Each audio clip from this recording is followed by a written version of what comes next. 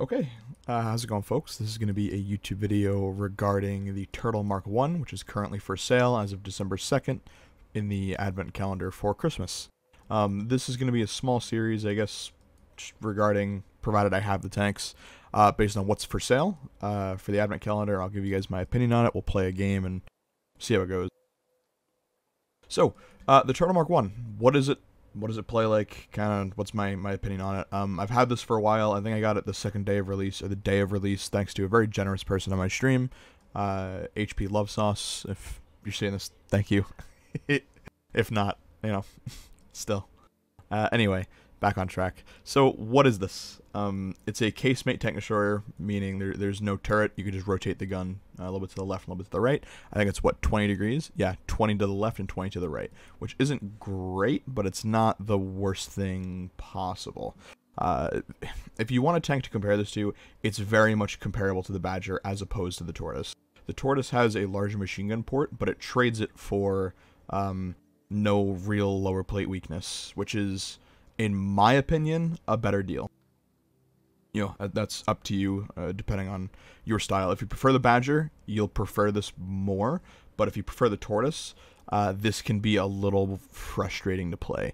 That said, the thing that's not frustrating is the fact you have, with the crew I have and food, 3,680 DPM. That is fucking insane. That is insane. 1.67 aim time, 0.32 accuracy for 330 alpha and 224 base pen. Just all that mixed together, producing almost 3,700 DPM at tier 8, is unmatched. There's nothing at tier 8 that comes close to this. The amount of damage you can put out, this is very much, if you get stuck in front of one of these, you're going to die. You don't come out of it. Even with a repair crew, you don't come out of it. You're going to die. You can kill a mouse in less than a minute. Let's be clear. In a tier 8, you can kill a mouse in less than a minute. But that's enough good praises about the gun. It's wonderful. As far as the survivability goes, you have 1,400 HP, which is workable. It's not, you know, unbearable.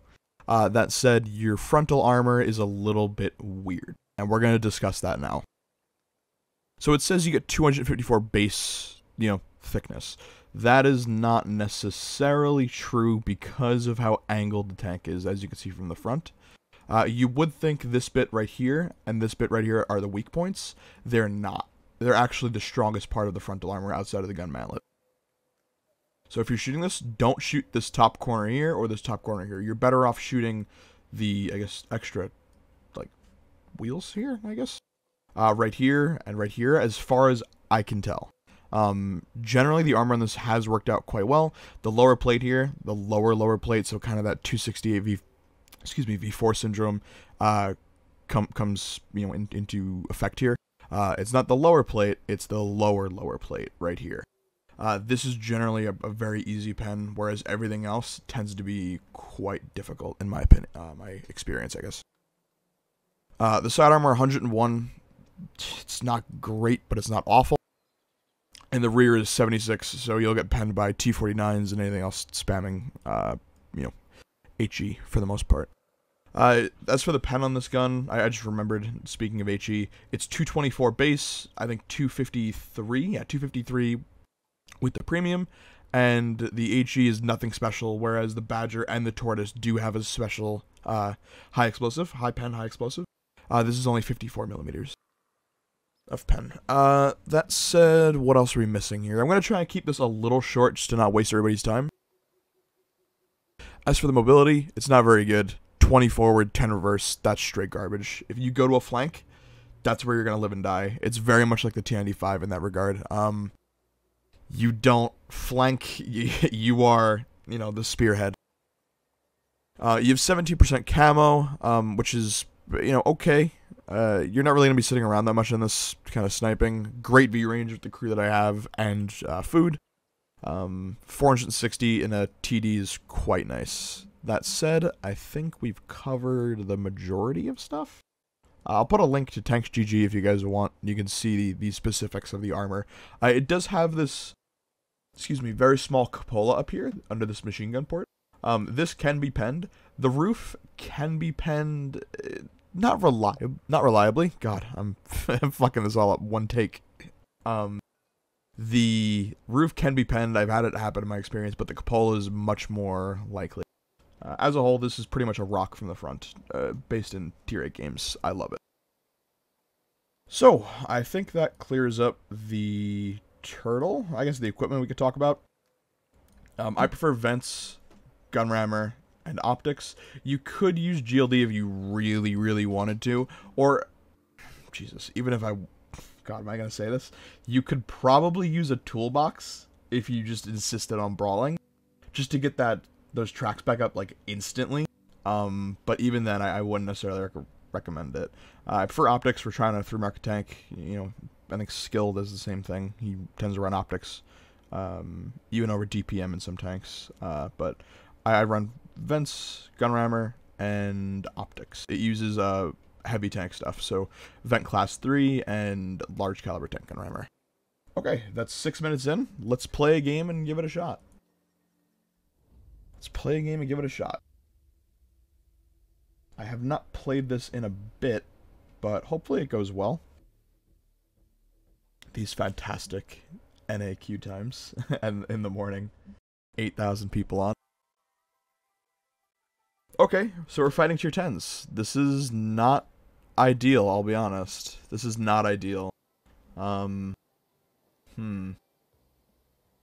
We have tier 10 DPM. It's just a matter of using it. And because we have such awful premium ammo, that's going to make trying to perform sort of well in a front-on fight, which is where this tank excels, difficult. Part of me wants to go south because there's no artillery. It's just, as we discussed with the speed, it's very committal. Either we go or we don't. You know what I mean? There's no... this, you know, we could just reposition. No, we can't. No, we can't. But it looks like we have a pretty heavy force going south, so I'm okay committing to that. Man, what do you guys want to talk about? We have all day, because this tank is slow as can be. I think it looks pretty cool, though. Looks like a chibi version of a Badger, just squished. Team deployment is okay. It's okay.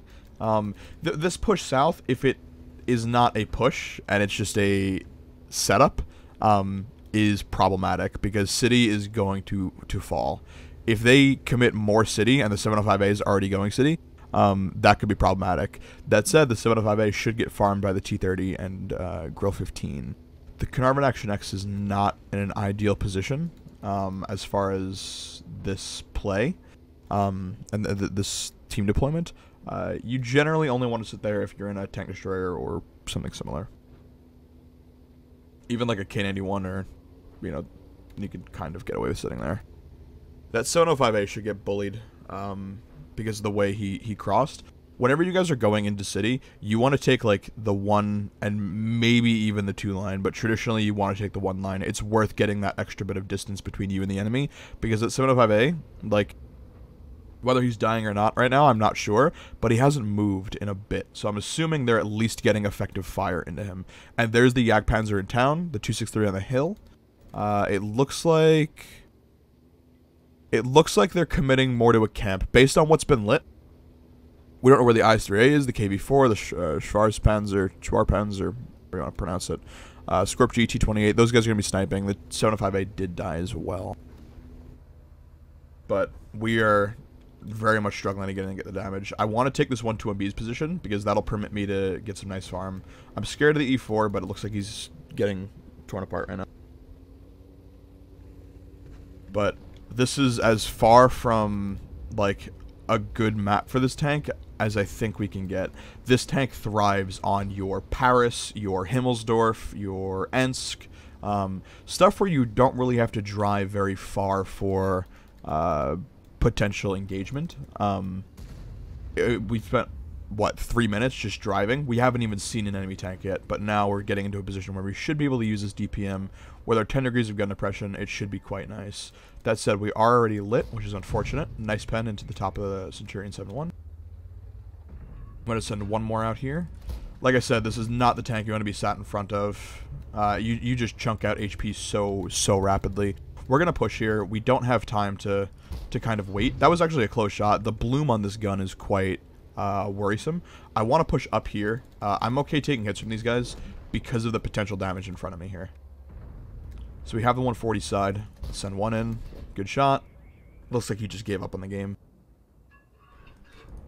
And there he goes. So, again, this is actually, or the intent behind uploading these replays live is, I think, better formatting than a lot of the content you see on most review games. Nowadays, I think the only one that does it right now is Lemming Rush, that tends to show just a live battle. And I feel like it's more beneficial to you guys seeing just a battle happen live as opposed to sort of a cherry-picked, you know, kind of all-star game. Because, you know, the great games are great because they don't happen that often. You know what I mean? Whereas here, this is an average game. There's no... You know, nothing special happened here, nothing like once in 1,000 battles. This is very much a normal turtle game.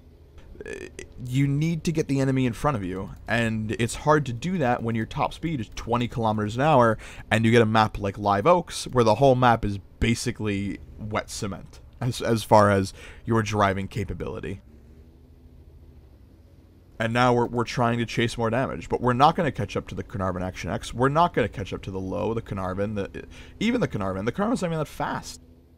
But if the Tortoise, the 263, the T28, they decide to push our base, there's nothing we do. We can't get there. We're not fast enough. And that is the inherent problem with the Turtle.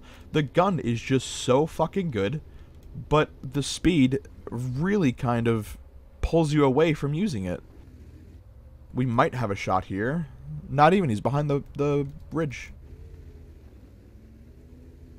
And now we're just crawling to find the enemy vehicles. But there was a shot there. We tracked him. That's at least okay. We have a small shot on the Tortoise. Not even a small shot. We pretty much can't hit that to any reliable degree. But we'll continue to push and hope that they conserve their HP. It's just, this is the Turtle. That gun, I don't know what else to say. If he pushes, that's nice. We should be able to get some farm here then. Nope, never mind. Mk.1. He's just losing all his HP. There's another shot. Nice. Should we just send one more here before anyone else? Cool. There's no shot on him either. And that's the game. That is the game.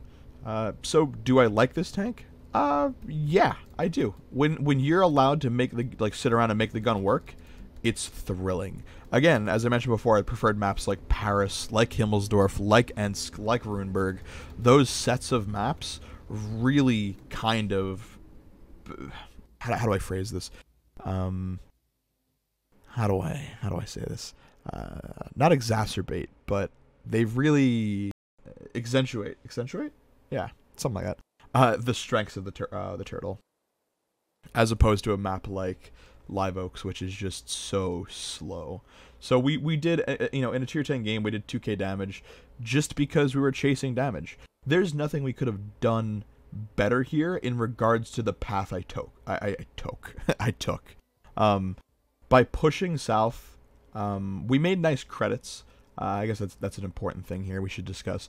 Although, don't forget, this was a premium reward. So we only made 60k, and we spent 7,800 on ammo and 20,000 on food, obviously. This would have been a much less valuable battle provided I didn't get this. This would have been about 30k, which is not good. One issue you will have is the premium ammo is kind of expensive. Like, when I say kind of expensive, 710 a round is not that terrible. The problem is how much you shoot. It's not unreasonable for you to fire 20 rounds of AP, which in a tank, of another premium vehicle is not necessarily going to happen. And if it does, traditionally the shell cost is much less, like 300 per round, which you'll really start to feel, especially if you shoot premium. For 4,800 a round and with a 5.3 second reload, you are going to blow through money. Firing premium in this is one of the worst things you can do as far as credit earning. So just keep that in mind, because it is most certainly a problem. All in all, thanks for watching. If you have any questions about the Badger, or any constructive criticism for the review, I'd love to hear it. This is my second one. So thank you, and I'll see you guys next time. Goodbye.